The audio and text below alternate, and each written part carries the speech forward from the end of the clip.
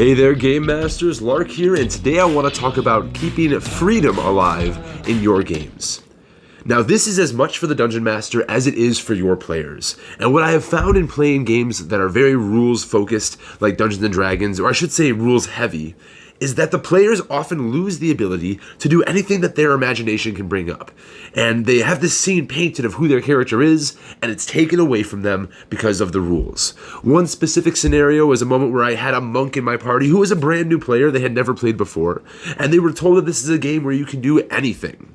So they ran up to an enemy that was wielding a sword, and they said, I want to try to disarm the sword from him and have it go flying across the room. And I said, great, make opposed strength checks, and we both rolled.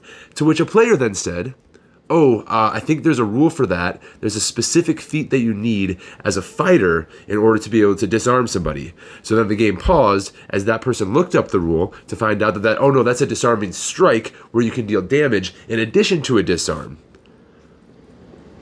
And that paused the whole action. That paused the whole game. We ended up spending a minute on, can you disarm a sword, when I already figured, yes, try it, why not?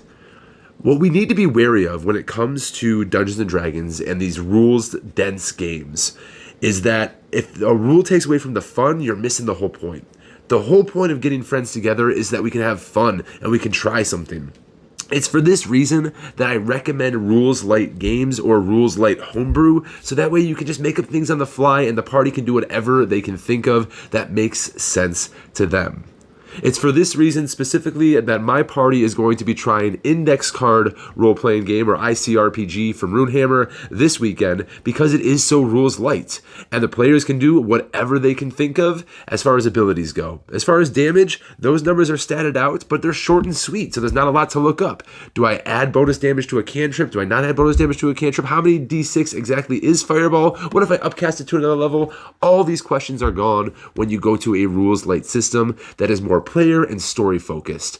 Now my players are going to have an easier time focusing on their numbers and really getting to whatever actions they want to take. This will also keep the table moving a little bit faster. If you've got 3 players, a lot of rules isn't a big deal because you can get a lot done still.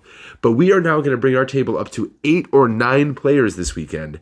And if we have to stop every other turn to look up a rule, we're never going to get the night done. To keep the action moving, to keep the pace at your table, I recommend making calls that make sense at the time, making sure everyone agrees they make sense, and moving on. There's no need to ever look up a rule at the table. You make a decision, and you keep those dice rolling. For more tips and tricks like this, please subscribe, and I will play you guys later.